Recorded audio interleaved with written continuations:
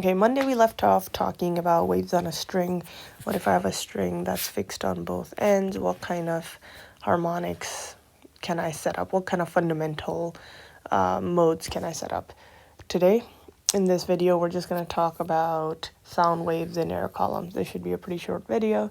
So to start off, let's say we're talking about a tube that's open on both ends. So imagine having some kind of a PVC tube that is open on both ends. So what kind of standing sound waves can be set up in there? Well, here, one example. So the boundary condition for open tubes is that the displacement of the air has a maximum on the two open ends. So here's our equilibrium, you can imagine. Here's one maxima, and then here's another maxima. Another way we can set up a mode is it starts at a maximum here and then goes to a maximum over here. Now this is the length of the tube. What fraction of the wave are we fitting in here? So if we just go ahead and imagine continuing this would be a full wave. And notice that we've fit a half a wavelength in this length. So for the very first harmonic, the length of the tube is equal to 1/2 the wavelength. Okay, we're just going to pay attention to this for now. We'll worry about frequency in a minute. So let's just take a look at that. Now the next harmonic will happen such that I fit another half a wavelength in my tube. So because I would end up at another maximum. So if we take a look here, here's a half a wavelength, here's another half wavelength, and we've got our boundary condition of being at a maximum at the two boundaries. So when the length is equal to a full wavelength, that's our second harmonic. And then similarly, if we continue this and then end up with a maximum down here, this is 1.5 wavelengths, or 3/2 lambda. So here L is 3/2 lambda. Now to figure out the relationship between the harmonic frequencies and the length is we use our universal wave equation, V equals lambda times F. So lambda 1 corresponds to F1, V equals lambda 2, F2. Notice that the velocity in all of these cases is constant because that's a property of the air in the tube, which for these harmonics, it's not changing. So this is how we find the harmonics for a open tube. Now, if we come up with a general rule for these frequencies, well, let's take a close look here. F1 is V over 2L. F2 is V over L. F3 is 3/2 V over L. And if you wanted to write this in a general form, you basically get F sub n is equal to n times V over 2L, where n is an integer, 1, 2, 3, etc.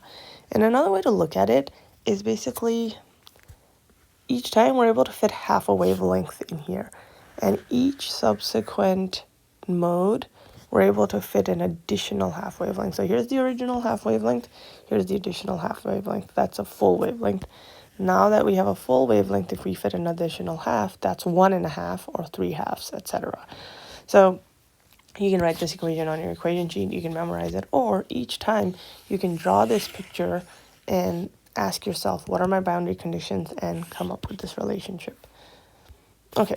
One thing to note is this is talking about the displacement of the air. Now in sound waves, the air is being displaced, which results in pressure variation of the air. So this doesn't change our relationship at all, but just to realize these modes are the representation of the displacement of the air.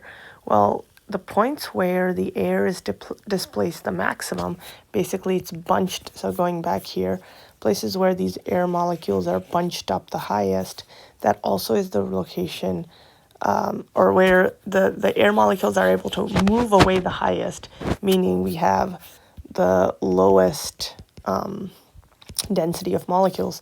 We have a node in our pressure. So this is where the pressure is minimum. Where the displacement of the air has a node, meaning it's at a minimum, that's where the pressure is then at a maximum. So what it's basically saying is that the displacement of the air and the pressure variation in the air have they are out of phase with each other. When the displacement of the air is at a maximum, the pressure variation is at a minimum. Okay, let's try this clicker question. What do we notice about the harmonic frequencies of waves in a medium with fixed ends, so waves on a string with fixed ends, versus open ends, which is, let's say you have a air column. So I'm going to go back and copy the frequency, the harmonic frequencies for both of these cases, and then we'll compare them.